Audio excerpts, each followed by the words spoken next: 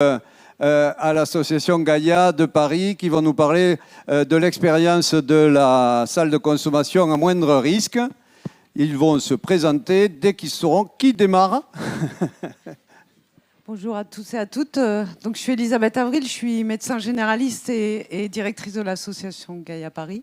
Donc, on est venu avec Céline de Beaulieu, qui est la coordinatrice de la salle de consommation à moindre risque, qu'on a ouvert en octobre 2016 à Paris. Voilà, bon, Gaïa, on a un XAPA, on a un service aussi de dépistage hépatite, fibroscan sur l'Île-de-France. On a un CARUD mobile, un XAPA un peu particulier qui est moitié fixe, moitié mobile et très seuil adapté, quoi. Et on a donc la salle de consommation qui... Donc maintenant, on n'est plus que la salle de consommation, mais bon, il faut savoir que pendant 20 ans avant, on travaillait déjà en réduction des risques, enfin 25, même 25 ans. Donc on ne résume pas toutes nos actions à la salle de consommation, mais néanmoins, on sait que c'est un sujet qui intéresse et qui est d'actualité. Donc on vous a quelques collègues de la salle ont préparé un petit film, hein, sans prétention, c'est une petite vidéo. On nous a semblé plus convivial que... Bon, après, on va faire l'éternel PowerPoint en vous présentant quelques chiffres, mais je pense que de voir un petit peu le contexte, la salle comme elle est, et ce qu'on peut y faire, c'est plus convivial et c'est moins boring, quoi, comme on dit. Donc, on va vous laisser regarder le film. Ça ne dure pas très longtemps, hein, 10 minutes.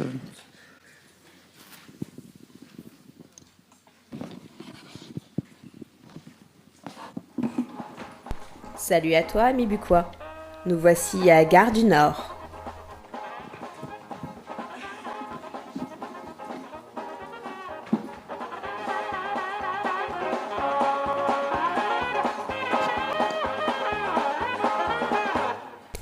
Cette gare se situe dans le 10e arrondissement de Paris. Elle est centrale chez les usagers depuis plusieurs décennies.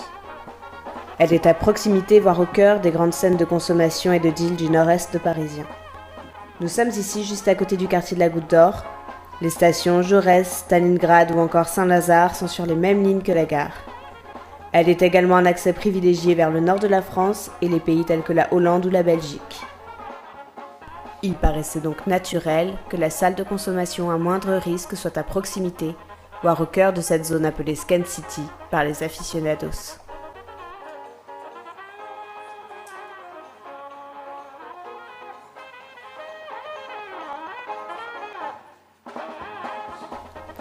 La SCMR Gaïa est la première à avoir ouvert ses portes en France, le 17 octobre 2016.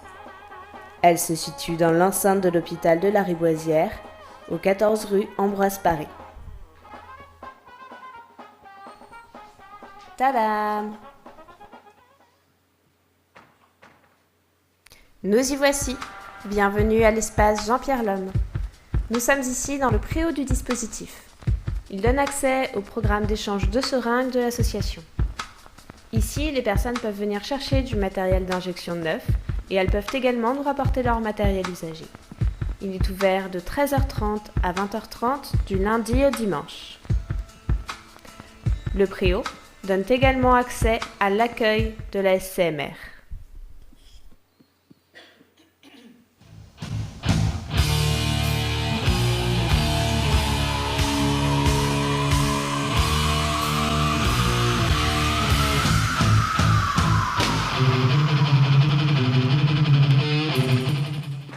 Oups, pardon.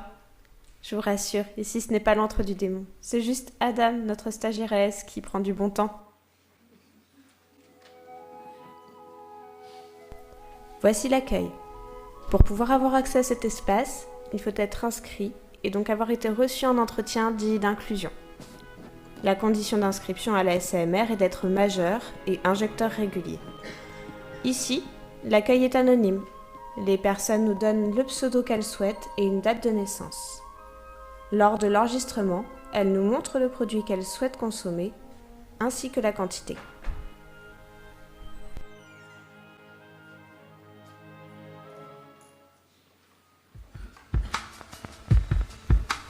Nous voici à présent dans l'espace de consommation. Il se compose de 4 places d'inhalation, de 12 postes d'injection et d'un poste dédié à l'accompagnement à l'injection. Ici, les personnes doivent d'emblée se laver les mains. Nous leur donnons ensuite le matériel nécessaire à leur consommation.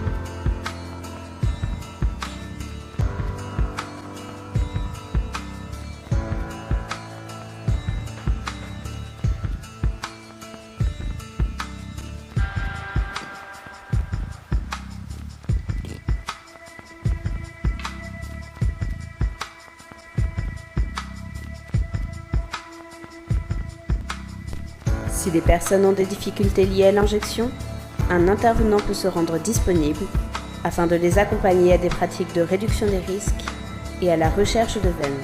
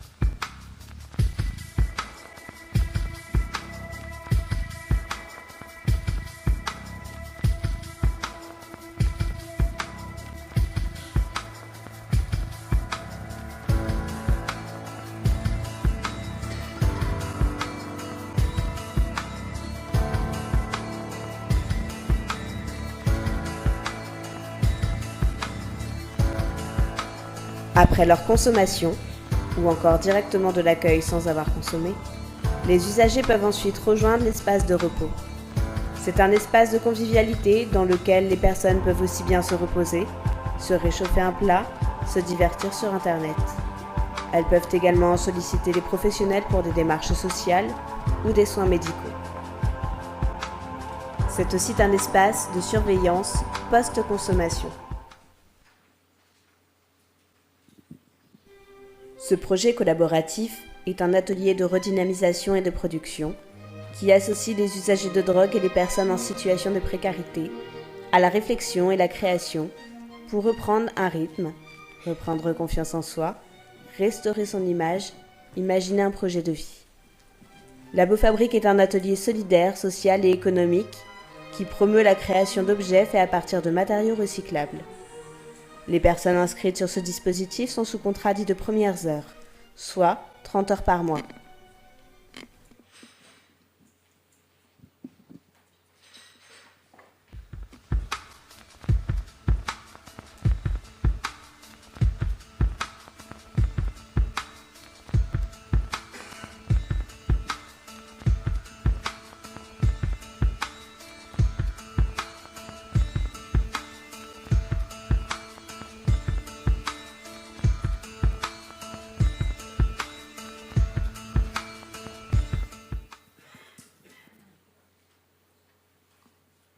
L'antenne mobile sort 2 soirs par semaine, de 16h30 à minuit les lundis et mercredis. Elle a pour objectif d'aller à la rencontre des personnes inscrites ou non à la salle de consommation à moindre risque et de distribuer du matériel de réduction des risques. Elle se compose de travailleurs sociaux et d'infirmiers.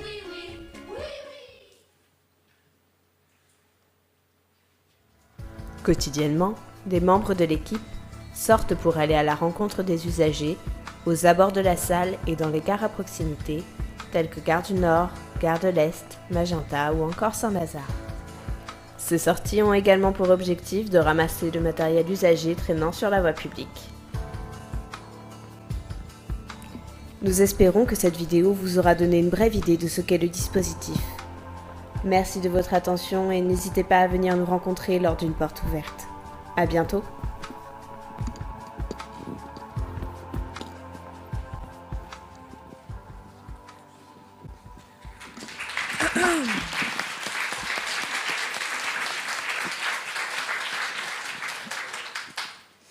Donc voilà, vous avez vu un petit peu les lieux, les alentours. Enfin, je pense que c'est pas mal de visualiser le dispositif. Et donc Gaïa, c'est aussi deux autres antennes mobiles, comme je vous disais, un programme Île-de-France sur le dépistage des hépatites et un programme XAPA. Donc la salle Jean-Pierre Lhomme, donc on va se partager la présentation, mais juste pour rappel, donc la gare du Nord où on intervenait nous en antenne mobile depuis plusieurs années, enfin quasiment 10 ans. Donc on rencontrait à peu près 2300 personnes différentes sur ce site et des gens avec un profil de polyconsommateurs extrêmement dégradé. Donc majoritairement des gens qui consommaient du Skénan, de l'alcool et du crack. Un peu de benzodiazépine, des gens extrêmement précaires, avec vraiment un cumul des vulnérabilités sociales. Même on peut aller pour beaucoup jusqu'à la désaffiliation sociale. Donc on avait 2800 personnes différentes sur tout le nord-est parisien et 2300 personnes différentes dans ce quartier-là, juste dans ces 2 rues, avec à peu près 26 000 passages. Sachant que dans ce quartier, il y a également des automates distributeurs de seringues. Il y a également l'association Ego Aurore, qui est pas très loin, sur le boulevard. Donc ça veut dire que sur une année, on avait calculé à peu près à 250 000 seringues distribuées juste dans ces 2 rues, enfin 3 rues quoi en fait, avec une vente. Les gens viennent là pour consommer, donc ils viennent pour acheter, donc c'est essentiellement du deal un peu de fourmi, usagers revendeurs et qui revendent du Skénan, du sulfate de morphine. C'est pour ça que les usagers appellent le coin Scan City, quoi. C'est ce qu'elle dit au début du film. Voilà. Et donc tout ça, bon, c'est un peu avant l'ouverture de la salle. Donc les gens, où est-ce qu'ils consommaient, puisqu'ils achetaient là, la plupart d'entre eux consommaient là ou dans les alentours, donc dans les halls d'immeubles, les parkings, les 2 sanisettes, une qui est devant l'hôpital, celle qui est derrière sur le boulevard de la Chapelle. Donc on retrouvait à peu près 5000 seringues dans les sanisettes chaque semaine. Puis il y avait le 110 rue de Maubeuge, qui était une emprise SNCF, où il y avait une espèce de petit muret où les gens vraiment étaient derrière le muret et consommaient dans des conditions extrêmement dégradées, comme vous pouvez imaginer. Et donc, on a fait un accord avec la SNCF, c'est-à-dire qu'ils ont laissé ouvert le 110 rue de Maubeuge jusqu'à l'ouverture de la salle pour éviter qu'il y ait trop de reports. Bon, néanmoins, il faut savoir que... Je ne sais pas si vous connaissez un petit peu l'histoire des salles de consommation dans le monde, mais il y a à peu près 110 salles de consommation dans le monde, dans plusieurs pays, en Europe et aussi Australie et Amérique du Nord. C'est des salles qui sont assez dimensionnées à la population cible, en général. Donc, par exemple, Francfort, 4 millions d'habitants, 4 salles. Zurich, 2,5 millions, 5 salles. Montréal, 4 millions. Bon, voilà. Paris, 12 millions d'habitants sur la région, une salle. Voilà, donc on est un peu dans un truc un petit peu serré, quoi. Donc, on a donc eu ce cahier des charges qui nous oblige en fait à n'admettre que des injecteurs, ce qui nous permet de discriminer des gens qui sont déjà discriminés. Donc, on est en train de travailler là-dessus. On pousse le gouvernement vraiment à faire sauter ce verrou-là parce que c'est très compliqué d'avoir des gens qui sont en permanence discriminés. Quand ils arrivent dans un endroit qu'ils pensent fait pour eux, on leur dit « Ah, bah non, toi, tu n'es pas injecteur ou tu n'injectes pas assez souvent. » Voilà. Donc ça devient un petit peu compliqué puisque l'idée aussi, c'est qu'on a des gens qui arrêtent d'injecter. Donc s'ils arrêtent d'injecter, on ne peut plus les recevoir. Enfin, on tourne un petit peu en rond dans un truc qui, pour nous, n'a pas beaucoup de sens. Donc c'est vrai qu'on le respecte tant bien que mal parce qu'on ne peut pas... On sait qu'il y a à peu près entre 7 à 10 000 usagers de drogue sur le nord-est parisien et le 93 en errance. Donc on peut pas se dire, tiens, on va les accueillir tous. Donc on est obligé de mettre un filtre, mais qui n'est pas du tout pertinent à notre sens. On ferait mieux d'ouvrir d'autres salles sur le territoire pour pouvoir recevoir ce public plutôt que d'essayer de discriminer en faisant des sous-populations, quoi. Donc on a eu à l'ouverture de la salle un peu chaud quand même, puisque justement tous ces gens se sont dit, bah voilà, enfin un lieu d'accueil ouvert 7 jours sur 7, on va y aller. Donc on avait à peu près plus de 200 passages dans la salle sur 7 heures d'ouverture. Et puis on avait 250 et plus passages pour avoir des kits crack, pour avoir un renseignement, pour avoir ceci, pour avoir cela. Et donc une équipe qui, les week-ends, était maximum 5. Donc ça faisait vraiment voilà, c'était très tendu quand même dans la première année. Donc on a réaménagé le programme. Ce qu'il faut vous dire, c'est que ce programme, il a été vraiment fait en partenariat, puisqu'on a mis pas mal d'années à ouvrir. Donc on a sollicité les partenaires assez régulièrement, donc que ce soit les gens qui travaillaient dans la RDR, que ce soit les hôpitaux, que ce soit les XAPA, que ce soit la police, les commerçants, SNCF, mairie, espace vert. Enfin, voilà, on a vraiment fait des comités Théodule, mais enfin, on a fait vraiment des comités très fréquents où on a essayé d'impliquer le maximum de gens. Donc, quand on a vu qu'on était débordé, on a pu se tourner vers les partenaires en disant stop, voilà, ça va pas, ça marche pas comme ça. Donc, il y a l'association Step Aurore qui nous a repris toute la distribution des pipes à crack. Donc ils nous ont fait passer au guichet de 250 passages. On est passé à une 60, puis ça remontait maintenant à une centaine. Enfin, et puis l'ARS a tout de suite réagi. La mairie, la DGS, la MILDEC, on nous a mis du personnel supplémentaire. Donc maintenant, on n'est plus 5 minimum, on est 7 minimum. Ce qui fait quand même du bien, puisque ça permet, comme vous avez vu, il y a 3 espaces, donc accueil, consommation et repos. On peut donc être 2, plus un volant qui va en renfort s'il y a quelqu'un qui fait un malaise, s'il y a... Voilà. Donc vous voyez, quand tous les postes d'injection sont occupés, plus les postes d'inhalation, 2 personnes, on ne peut pas surveiller tout ce que font tout le monde. Enfin, de toute façon, c'est pas l'objectif, mais il faut quand même pouvoir réagir s'il y a un malaise, s'il y a une difficulté qui se présente, quoi. Donc c'est vrai qu'on a en plus eu au niveau politique la crise des migrants au moment où on ouvrait. Donc il y a eu beaucoup de policiers sur le territoire. Ensuite le préfet a voulu en faire un geste pour la population. Donc il a fait une opération Barbès Respire. Donc Barbès Respire, ça veut dire qu'on pousse tous les gens de Barbès vers le 10e. Et nous on était la rue en dessous de Barbès. Donc c'est sûr qu'avec les riverains, ça s'est franchement, au début du projet, les 6 premiers mois, ça s'est bien passé. Puis là, à un moment, quand en fait, il y a eu tous ces facteurs qui ont convergé vers un flux énorme de gens qui passaient. Ils ont une énième fois nettoyé la porte de la chapelle, comme ils disent, donc environ les 250 craqueurs qui sont tankés à la porte de la chapelle, donc qui se sont aussi cherchés d'autres lieux de vie. Donc tout ce monde-là, sur une rue, la rue Ambroise Paré, il y a eu quelques tensions.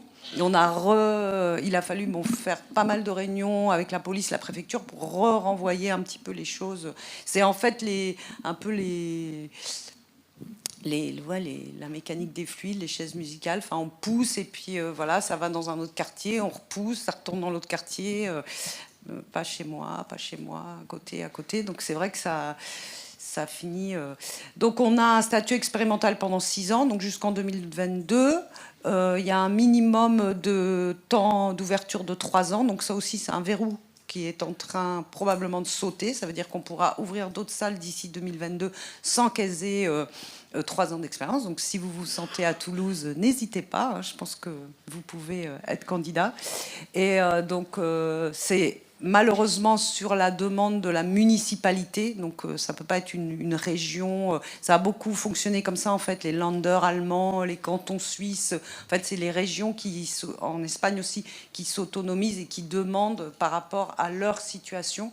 En France c'est difficile puisqu'on a un État assez centralisé et l'État a dit c'est à la demande des municipalités que vous pouvez ouvrir une salle.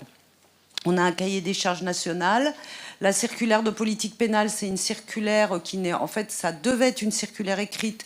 C'est resté en termes de, comment ils disent, prescription orale du préfet à la police. C'est-à-dire que dans un périmètre autour de la salle, les usagers sont autorisés à avoir une certaine quantité de substances. Alors, comme vous avez vu, nous, on est peu concernés par l'héroïne et la cocaïne. Céline vous présentera les chiffres plus tard, mais on a surtout des médicaments détournés de leur usage.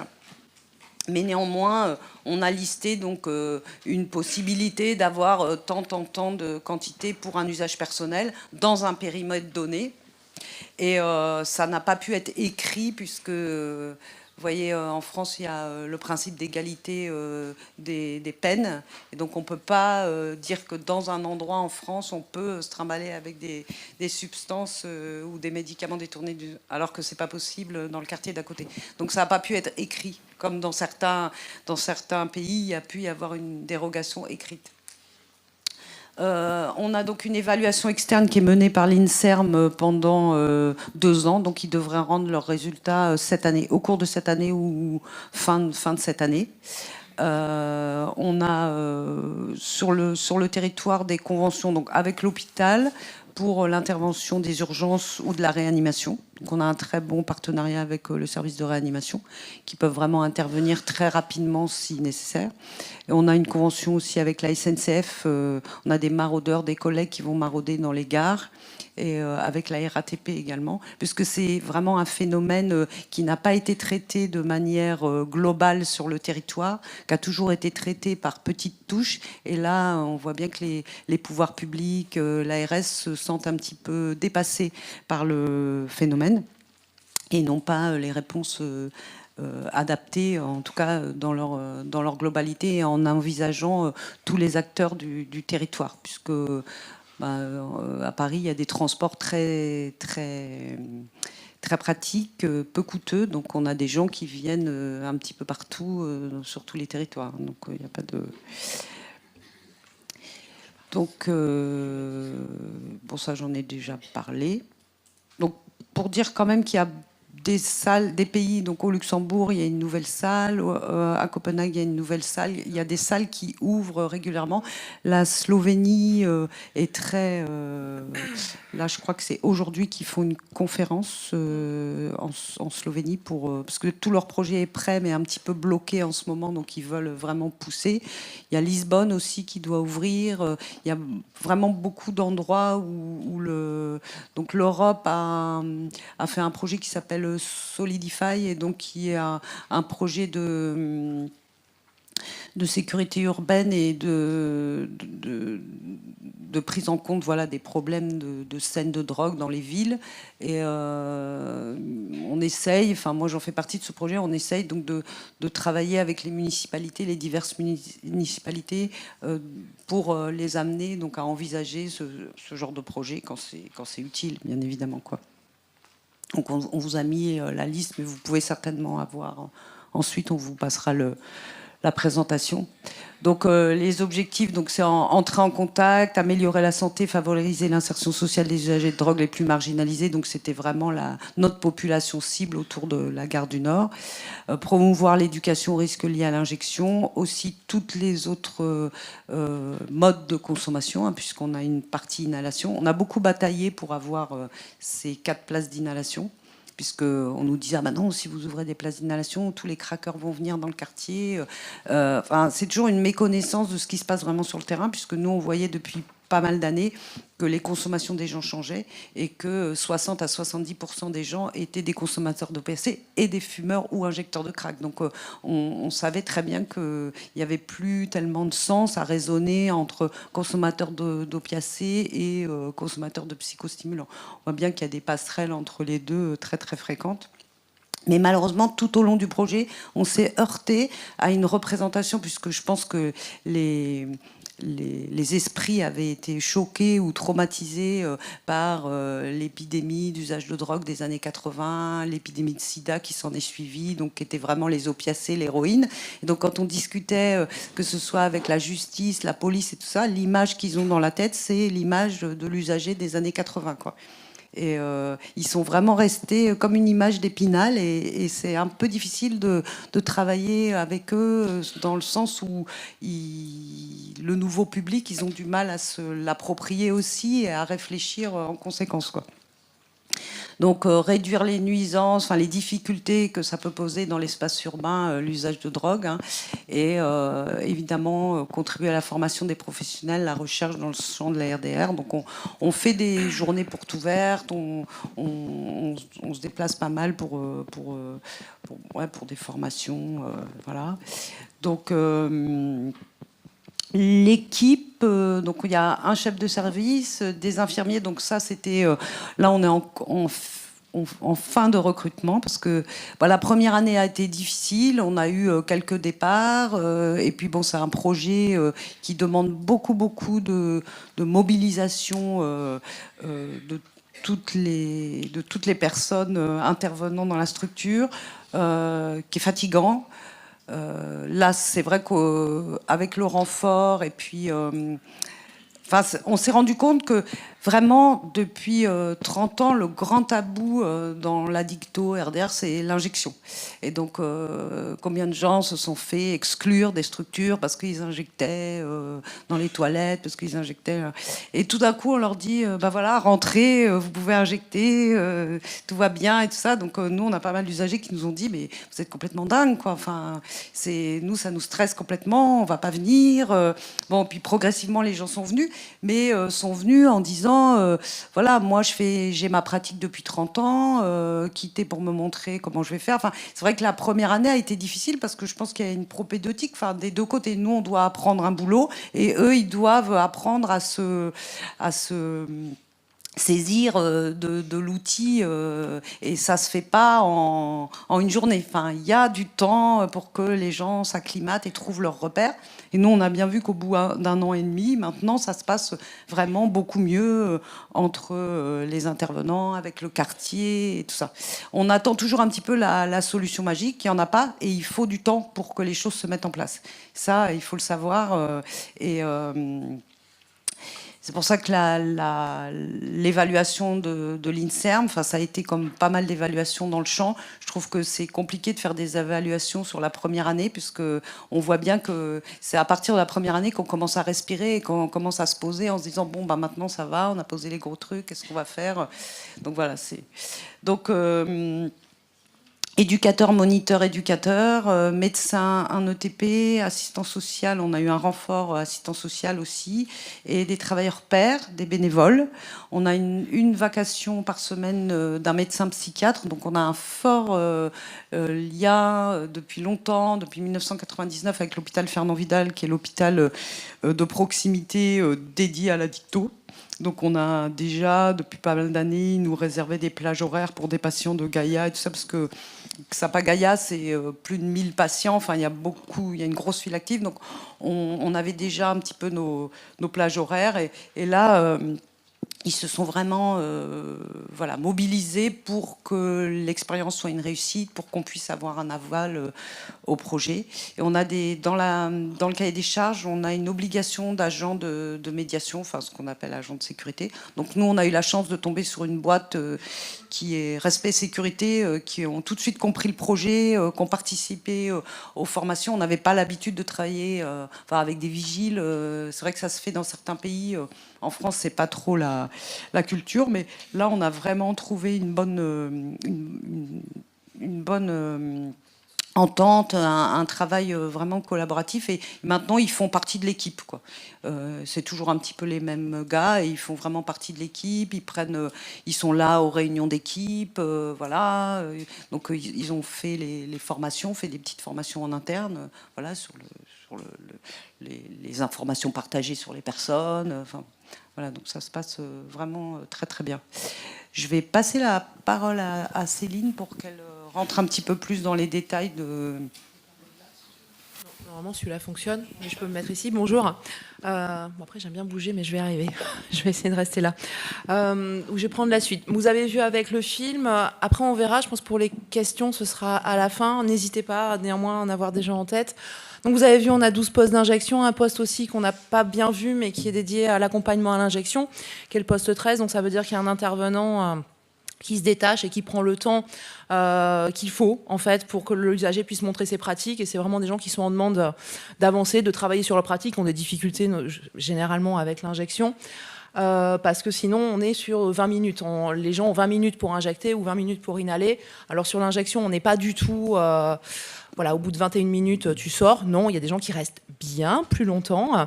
Après, quand il y a du monde et qu'il y a un peu d'attente, on essaie d'expliquer qu'il faut que ça tourne. Donc, mais sinon, il y a quand même un temps imparti. Et sur l'inhalation, comme il n'y a que 4 postes, on demande vraiment aux gens de sortir au bout de 20 minutes, ce qui n'est pas toujours simple, mais en même temps, on essaie de s'y tenir. Ouvert 7 jours sur 7, on est ouvert de 13h30 à 20h30, avec une réflexion depuis quand même le début sur une ouverture aussi en matinée, qui nous tend très bien parce qu'on sait qu'il y a beaucoup d'usagers, parce qu'on les voit tous les matins, ils sont déjà dans le quartier. Après, comme l'a dit Elisabeth, on aimerait bien pas rester la seule salle de consommation à Paris, parce que ça a été, ça l'est moins, mais on est un point de repère pour les usagers et pour un grand nombre d'usagers. Vous avez vu, il y a beaucoup de monde à Paris, en région parisienne, et c'est pas suffisant en fait. Il y a besoin de beaucoup plus. Donc 7 heures d'ouverture, c'est pas non plus suffisant pour une salle de consommation, mais ça serait bien qu'il y en ait plusieurs et qu'on se partage le temps, et idéalement qu'on puisse couvrir 24 heures sur 24. C'est ce que font là beaucoup de pays en fait, de travailler en commun, et différents CARUD, où aujourd'hui en tout cas, par exemple, si je prends l'exemple de Montréal au Canada, aussi les salles de consommation, mais ils avaient cette culture-là déjà avec les programmes d'échange de seringues. Telle association était ouverte de telle heure à telle heure en journée, et puis une autre ouvrait ensuite, prenait le relais jusqu'à 22h minuit, et puis une autre ouvrait à minuit jusqu'à 7h du matin, et du coup il y avait une couverture 24 heures sur 24 pour les usagers, avec des services accessibles tout le temps. Je pense que c'est un travail qui c'est vraiment intéressant. Les anglo-saxons se posent vraiment ces questions-là. C'est en fait, on répond aux besoins des usagers. Quels sont les besoins des usagers, et non pas on adapte nos pratiques professionnelles aux usagers. Donc voilà, c'est vraiment nous une réflexion qu'on a depuis le début, depuis longtemps, et avec l'ouverture de la salle, on a vu que c'était assez important de se poser cette question-là. Vous l'avez vu dans le film, ma collègue le dit, quand les gens arrivent, la première fois qu'ils se présentent à la salle, ils ont un entretien d'inclusion qui reprend leur parcours de consommation, qui reprend quelques éléments sociodémographiques, ce qui nous permet après, je vais vous montrer, d'avoir quelques éléments, nous, en dehors des éléments que va apporter l'évaluation externe de l'INSERM. Nous, on avait besoin d'avoir effectivement quelques éléments avant. Alors, ensuite, vous avez vu sur les règles, c'est obligatoire pour les usagers de nous montrer le produit qu'ils vont consommer à chaque fois qu'ils se présentent à l'accueil. Donc un même usager, il peut passer plusieurs fois. Dès l'instant où il a du produit et où il est en état de consommer, donc on va aussi demander à l'usager qu'il utilise le matériel qu'on va fournir dans l'espace de consommation. C'est une obligation, il ne peut pas venir avec une seringue déjà préparée, par exemple. Et ensuite, on a, Elisabeth l'a dit, les conditions d'accès au dispositif, c'est d'être injecteur. Ça, c'est une première règle. Donc, évidemment, ça n'empêche pas la polyconsommation, qui est la règle quand même depuis fort longtemps. C'est devenu vraiment ce qui les usagers pratiquent le plus. Alors, vous verrez après sur les chiffres, c'est une rue, c'est un quartier où c'est vraiment le détournement de médicaments, et notamment le Skénan, qui est consommé depuis une quinzaine d'années, et le crack par voie inhalée, même si on a quand même une proportion de 10-15% de gens qui injectent aussi le crack. Donc, il faut être injecteur, il faut avoir plus de 18 ans, et ensuite, on peut refuser l'accès à l'entrée à la salle, d'accord, en étant en état d'ébriété, en étant agité ou trop sédaté. Vouloir utiliser son propre matériel ou non-respect des règles de fonctionnement. Après, ce qu'on va faire dans ces cas-là, c'est qu'on va essayer de différer la consommation. Vous avez vu, on a un espace de repos. Donc, on va proposer aux usagers d'aller se poser, et puis on rediscute la consommation dans 1 heure, dans 2 heures, une fois qu'ils sont calmés ou où ils se sont mieux, moins agités, moins sédatés, et on peut rediscuter ça. Donc, du coup, les photos, tout ça, je vais passer vite parce qu'il y a eu le film. Voilà, donc l'activité de la salle. On a accueilli en 2 ans, on a inscrit en 2 ans plus de 1000 personnes. En moyenne, ça représente 400-450 personnes différentes par mois qui vont venir effectivement. Voilà, c'est à hauteur de ce qu'on voilà, ce sont des files actives qui sont importantes. Hein. C'est sûr que, moi, j'ai beaucoup travaillé aussi en Bretagne et à l'étranger, mais en tout cas en Bretagne, je sais qu'on n'a pas les mêmes files actives. Et en même temps, on a aussi le temps avec les usagers qui parfois nous manque. Hein. On n'est pas en demande d'avoir forcément 200 personnes par jour à gérer en 7 heures, avec des personnes qui sont plus ou moins simples par moment à gérer aussi. Mais voilà, c'est notre réalité. C'est après une habitude de travail et en même temps on est toujours dans cette possibilité de rendre accessible une relation, un lien et la salle a beaucoup renforcé justement cette dynamique-là, parce qu'on connaissait les usagers, ça faisait 10 ans qu'on intervenait dans le quartier avec l'antenne mobile du Carude, mais le fait d'avoir des murs, le fait qu'ils puissent se poser, et le fait aussi d'entrer dans les pratiques, hein, c'est-à-dire que là, on est là, on voit comment ils font, et on n'est plus dans des messages de prévention, et puis hop, ils partent, et puis ils nous disent oui, je vais évidemment faire comme ça. Non, là on voit comment ils font et puis on n'est pas, même si on n'est pas du tout ni dans le jugement, ni dans c'est pas bien, c'est tout ça, mais voilà, même juste le voir, ça le met tout d'un coup, ça met l'usager dans une réalité et après dont il se saisit, dont il peut parler à un certain moment ou pas, ou ça viendra dans plusieurs mois, mais en tout cas ça crée un lien qui est évidemment différent. Je veux passer rapidement. On a eu finalement peu de difficultés. On a eu une grosse bagarre un jour de 2017 qui a occasionné la fermeture de la salle sur la fin de la journée. Enfin, une bagarre qui a démarré dans notre cour et qui a fini dans la rue avec 2 clans, on va dire. Et puis sinon c'est arrivé qu'on ait trop de monde en fait tout d'un coup avec toutes les postes qui soient pris et avec 20 personnes qui attendent pour entrer en consommation. Donc c'est arrivé qu'on arrête en disant on fait pas d'inscription pendant une demi-heure, mais voilà, ça nous est arrivé 2 fois, donc ça n'est pas été extrêmement compliqué à gérer. Et pour des malaises, alors ça arrive quand il y a des malaises qu'on ferme aussi l'accès. Ça dépend le nombre d'infirmiers qui sont là, ça dépend le type de malaise. Il y a des fois où on continue et on laisse ouvert, on fait juste sortir les usagers par l'avant et pas par l'espace de repos, puisqu'on va se concentrer sur l'espace de repos. Puis il y a des fois quand ça nécessite un peu plus d'attention et qu'il n'y a pas forcément plus de 1 ou 2 infirmiers, mais on ferme l'accès à la salle. Les exclusions, s'il me reste pas beaucoup de temps, c'est pas sympa. Mais les exclusions, c'est une réalité.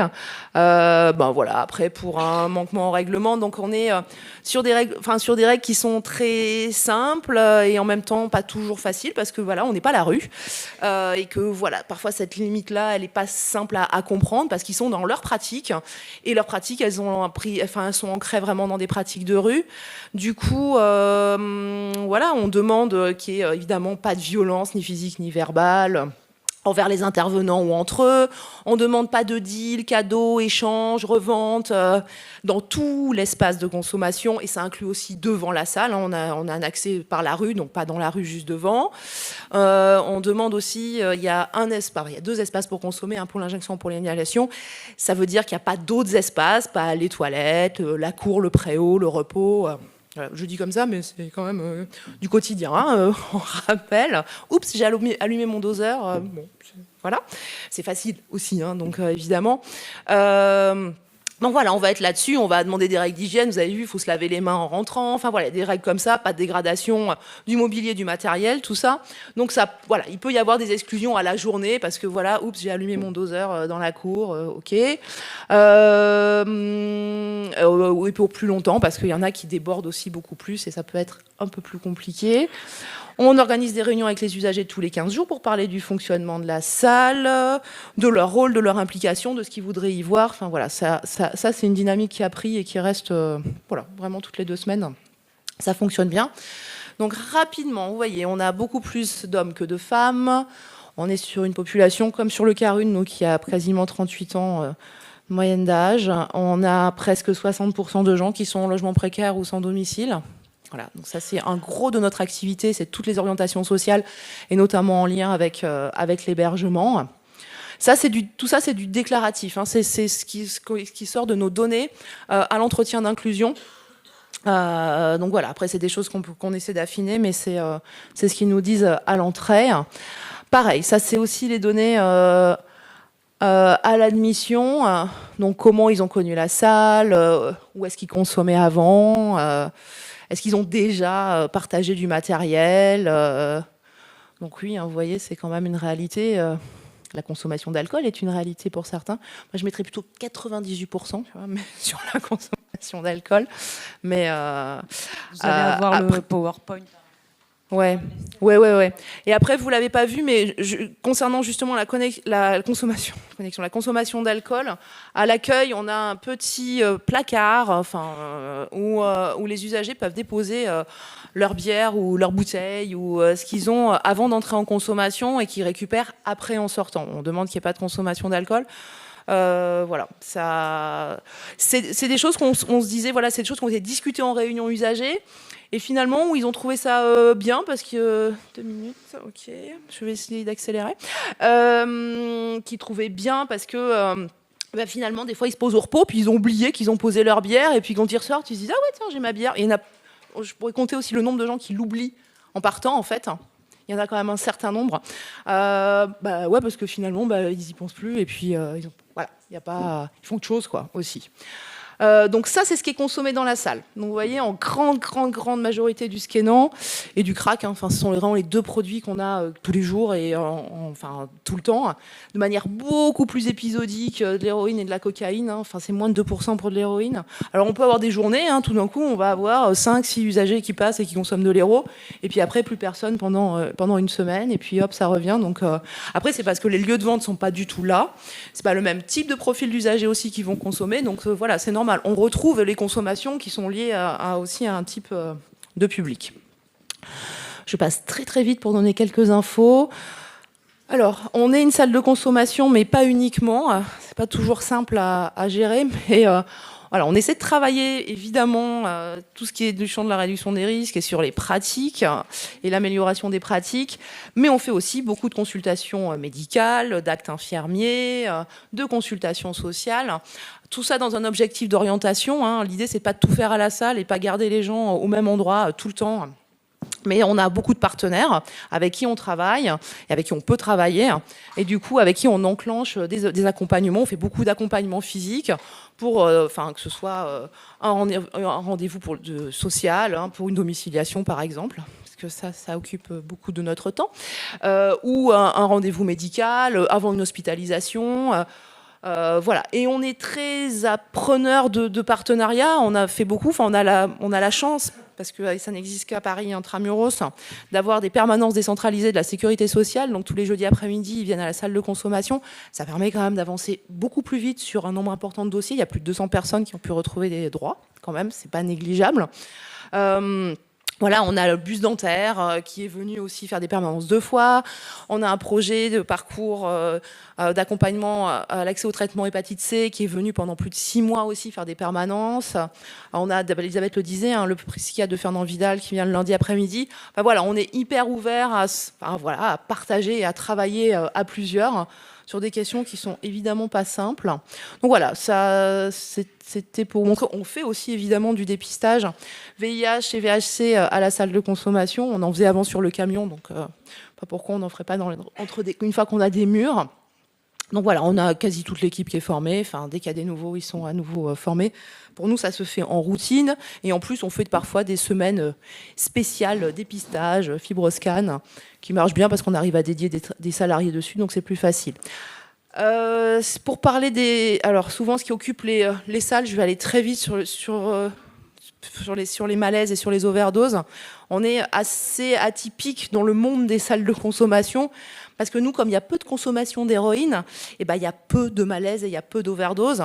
Le Skénan, c'est un médicament, hein, donc ça sera la même chose avant-hier, hier, demain, après-demain, tout ça dans 6 mois. Ce sont des gens qui ont l'habitude aussi de leur dosage, qui sont assez calés. Donc du coup... Voilà, vous voyez, on peut passer 2 mois sans avoir aucune intervention et rien à faire. On fait beaucoup de surveillance post-consommation, donc vérification de la fréquence respiratoire, parce qu'avec le Skénan, comme avec l'injection de méthadone, vous avez vu, on en a quand même aussi un petit peu, c'est pas comme un malaise avec une injection d'héroïne, c'est immédiat, la personne tombe. Donc là, ça va se faire un peu plus progressivement et on va avoir des gens qui ont une fréquence respiratoire qui va baisser. Bon, après, voilà, on s'habitue aussi aux usagers, hein, on sait qu'une fréquence respi à 7-8, c'est bien. Voilà. Après, on a l'habitude. Et bah, après, je peux laisser aux questions. Ça, c'était juste pour dire, voilà, les consultations sociales. Pareil, on avait un assistant social jusqu'à cet été, maintenant un et demi. Parce qu'on a une collègue qui nous a rejoint au mois d'août. Et du coup, ils arrivent à faire encore plus d'accompagnement, notamment. Mais tout ça en lien avec l'équipe, que ce soit l'équipe sociale ou l'équipe médicale. Nous, on a des infirmiers qui font des accompagnements sociaux et vice-versa. Donc, tout ça est très transversal. Et c'est ça aussi qui est hyper important. Les maraudes, Elisabeth en a parlé, mais après, vous pouvez poser des questions. C'est vraiment les maraudes, c'est au quotidien. On va vraiment faire un tour de ramassage autour de la salle. Et ensuite, on va aussi faire un tour plus large du quartier pour aller à la rencontre d'usagers qu'on connaît la plupart du temps, mais c'est un autre temps, un autre moment. C'est un autre type de travail qui sert aussi après l'intérieur de la salle parce que ça nous sert de savoir comment ça se passe à l'extérieur. Et après, je pense que je n'ai plus de temps. Donc voilà, c'est ça.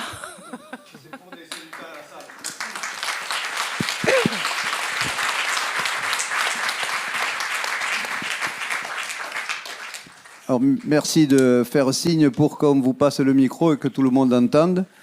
Et ne me laissez pas sans question, sinon, hein, sinon elle continue. Hein. Ouais, c'est la menace. Mais non, c'est pas une menace, mais priorité quand même au débat, et c'est pour ça que...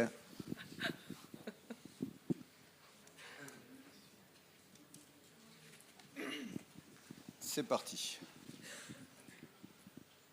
C'est bon.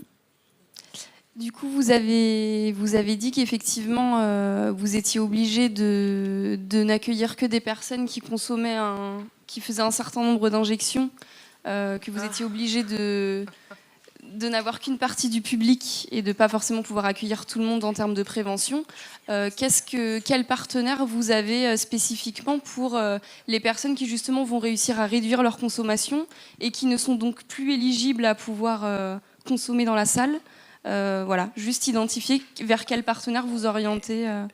Non, mais on n'a pas de gens. Enfin, justement, on a dit quand on travaille avec la Direction générale de la santé, on a dit qu'il était hors de question que les gens qui, par exemple, passent à un autre mode de consommation, donc arrêtent l'injection, qu'on allait rompre avec eux, quoi. Après, on a 9 cas rudes à Paris. On en a 13 ou 15 sur la région parisienne qu'on connaît bien puisqu'on a ce travail de dépistage hépatite C. Enfin, on se connaît tous bien, on fait des réunions tous les mois entre Carudes. Donc on a un public, voilà, peu ou prou, on connaît un petit peu le même public.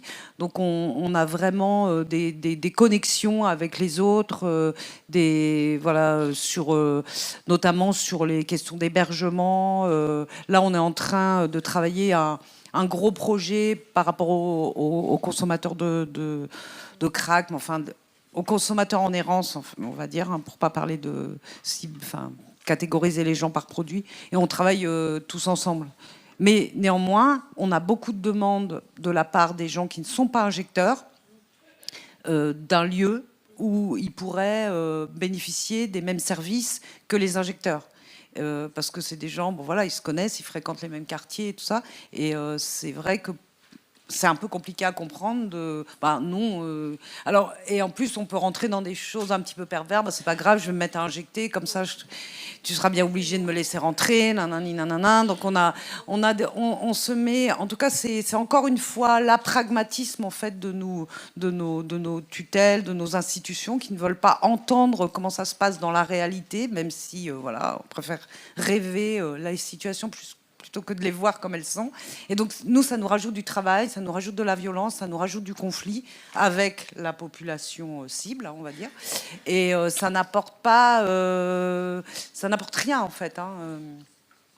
C'est juste, en fait, permettre de garder un costard mal taillé, quoi, on va dire. Hein. Faire une salle pour 12 millions d'habitants, c'est quand même une idée spéciale, quoi. Mais... Oui, bonjour. La place des médiateurs pairs, des pères aidants et la place des bénévoles, est-ce que ce sont les mêmes? Et quelle place vous leur donnez dans leur fonctionnement? Alors, ah oui, alors dans le cahier des charges, on a pas mal de contraintes. mais on en a une notamment qui est très spécifique, donc qui indique qu'on peut avoir alors même pas des travailleurs pairs, il parle d'anciens usagers qui peuvent intervenir à la salle de consommation, mais pas dans l'espace de consommation. Donc il y a déjà cette contrainte-là. Après, cette contrainte, on la contourne ou on la fait...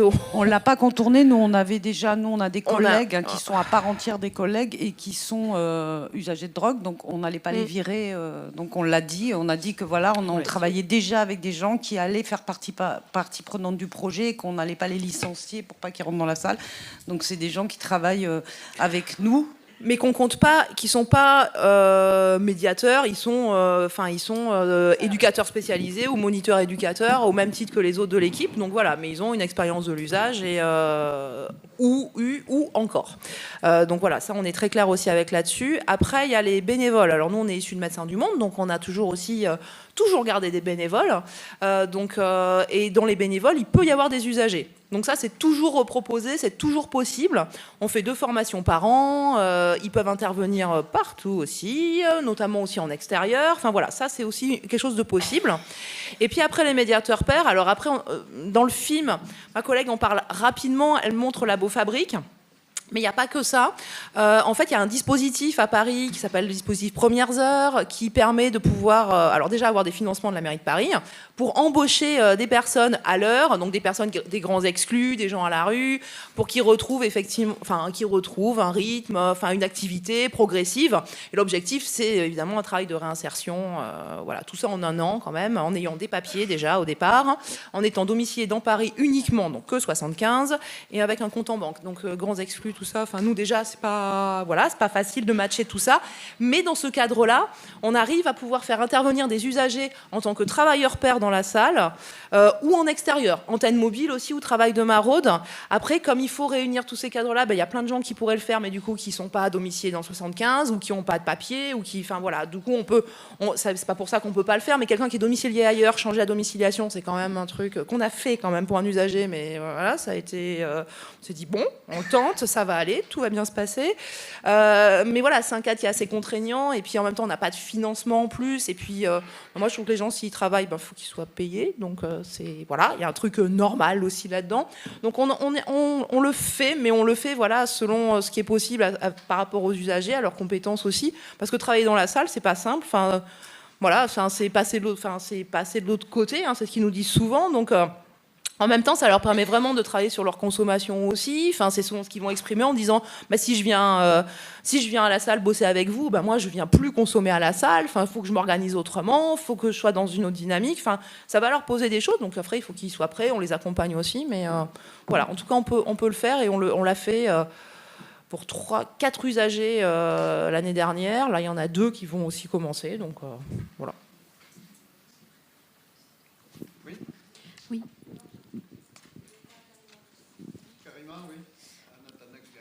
Bonjour. Karima Kouba, médecin ANPA 31, SSR Addicto de Fronton. J'ai 2 petites questions. En fait, je voulais savoir si vous aviez des prises en charge spécifiques pour des publics particuliers, par exemple des très jeunes ou des femmes ou peut-être des populations plus âgées. Et après, la deuxième question, c'est de savoir, vous avez parlé de certains chiffres concernant les contaminations, etc. Et est-ce que vous avez des grandes lignes peut-être de choses qui ressortent un peu en matière de peut-être de personnes qui se réinsèrent. Alors c'est pas forcément le but de savoir ce que les gens deviennent, mais est-ce que vous avez de plus en plus de nouveaux usagers qui arrivent, ou est-ce que c'est beaucoup de personnes que vous connaissez depuis des années? Est-ce qu'au fil du temps il y a des gens qui se réinsèrent, qui arrêtent l'injection, ou est-ce que vous avez aucun chiffre là-dessus? Parce que j'imagine que les pouvoirs publics, ils veulent après avoir des retours sur l'efficience du dispositif. Oui. Même alors, si au niveau mondial... Tu continues après. Alors oui, on a beaucoup, ça revient très souvent cette question-là, et on rappelle aussi très souvent que l'objectif d'une salle de consommation n'est pas l'abstinence. Après, on n'est pas non plus là pour maintenir les gens dans la consommation, mais il faut trouver un équilibre entre les deux, et qu'on n'est pas là en tout cas pour leur dire il faut arrêter, il faut arrêter, il faut arrêter. Donc par contre, on est là pour, s'ils veulent arrêter, les accompagner dans ce chemin-là. Mais Moi, ce que je répète toujours, c'est aller bien, c'est hyper différent d'une personne à l'autre.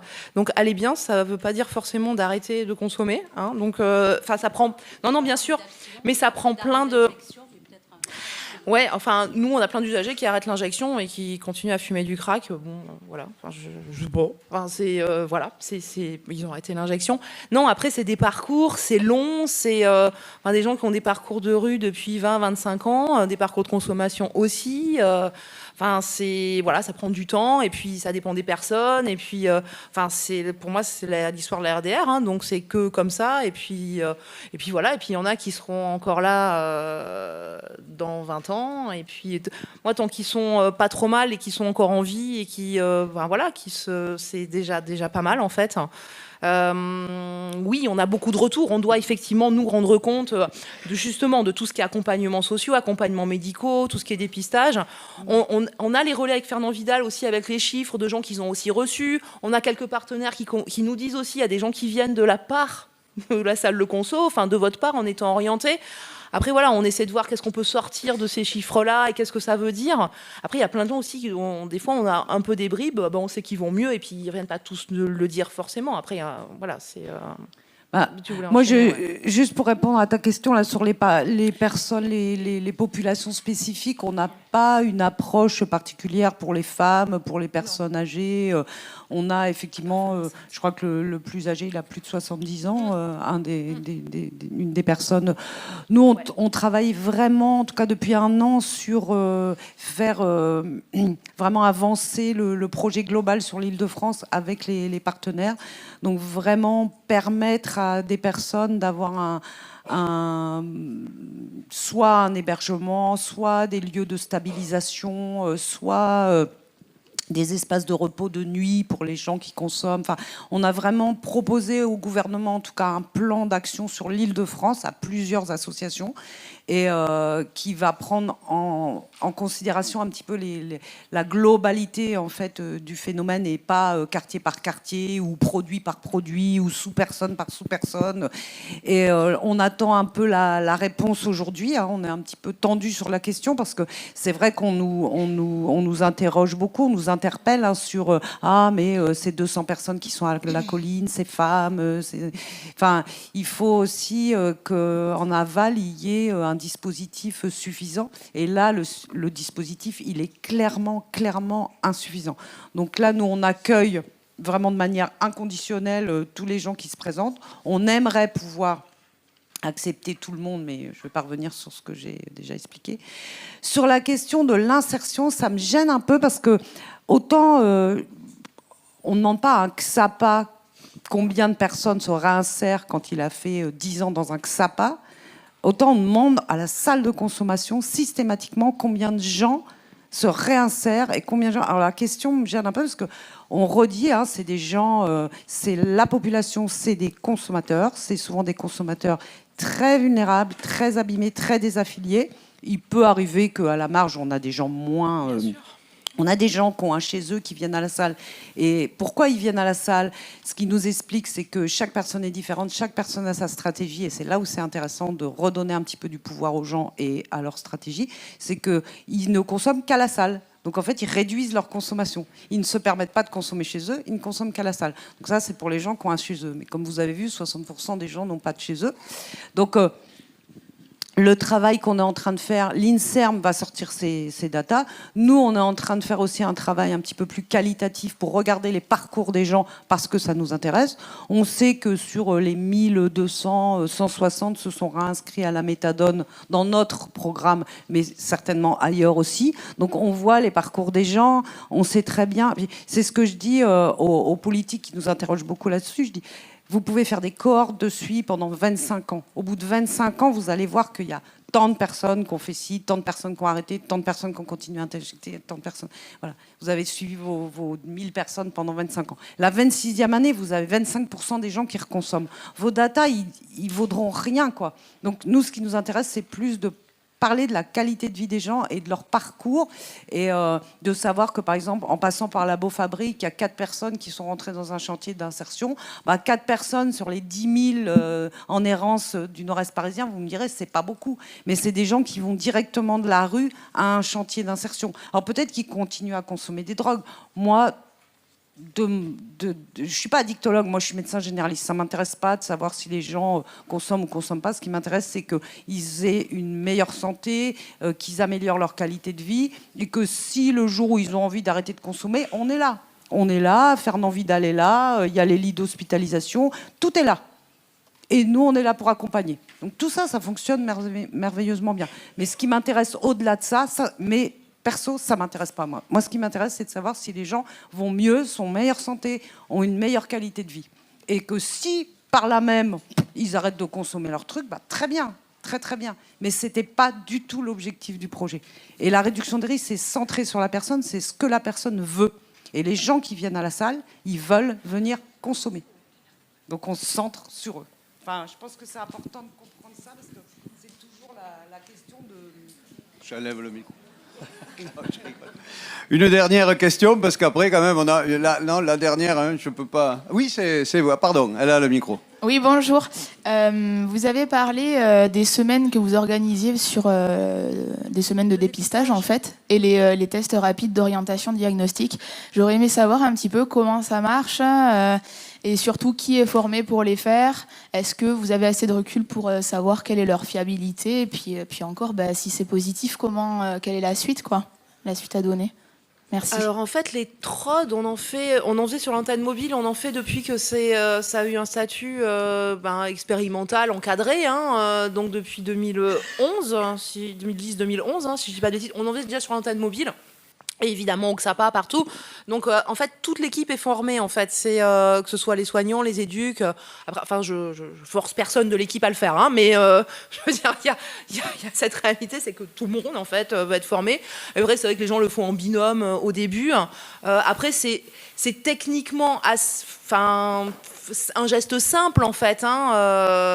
Plus ou moins quand les doigts sont calleux, qu'il faut forcer un peu. Alors c'est vrai que déjà les infirmiers nous montrent 2-3 trucs et puis en général après on y arrive. Après c'est plus l'entretien, c'est les prises de risques, c'est tout ce qui va se discuter autour de ce moment-là qu'on va prendre avec l'usager pour parler de tout ça. Nous on le fait en routine, mais c'est vrai, alors voilà, il faut aussi qu'il y ait toujours quelqu'un de dispo. Quand on fait les semaines dépistage, on va détacher 1 ou 2 personnes et là du coup ils sont disponibles si un usager demande. C'est pas attends 5 minutes que je sois dispo pour venir, tout ça. Enfin voilà, c'est plus simple. Du coup on arrive à en faire plus. Voilà. Après nous on est aussi maintenant organisme de formation par rapport au TROD, parce que on a aussi, Elisabeth l'a dit rapidement, mais on a aussi un programme le SPID de service de prévention et d'information sur les hépatites et dépistage, qui intervient dans tous les CARUD et XAPA franciliens. Donc voilà, on a une spécificité, on a appris avec les années et on s'est nourri de ça pour aussi construire une formation et pouvoir l'apporter à d'autres partenaires. Après, sur la question de l'orientation, alors oui, quand on fait du dépistage, le résultat peut être positif. Voilà, donc c'est toujours, moi ce que je dis aux collègues, il faut juste avoir ça en tête quand même, pas se dire c'est toujours négatif, ça arrive souvent, mais quand même il y a des tests positifs. On a un réseau, c'est toujours la même chose, Paris, pour le coup, ça c'est le grand luxe, c'est qu'il y a plein de partenaires, donc après... on travaille avec plein d'hôpitaux différents, avec plein de médecins, avec qui on a travaillé aussi sur le parcours de soins VHC. Donc du coup, voilà, l'orientation, ça va être où l'usager se sent le plus à même d'aller, où on peut l'accompagner, qui va être disponible. Voilà, on va s'organiser, on va laisser aussi le temps de digérer, on va être disponible pour reparler de tout pendant les semaines qui viennent. Il y a souvent le petit choc, la sidération, le temps de revenir et on en reparle. Mais l'orientation, c'est pas un souci. On arrive toujours à trouver et à accompagner et à être là aussi pour les premiers rendez-vous. Il n'y a pas de souci. Merci. Voilà, là on ne peut plus faire de questions parce que sinon on va trop déborder, je suis vraiment désolé. On va passer on va vous remercier d'abord et vous applaudir bien fort pour ce témoignage.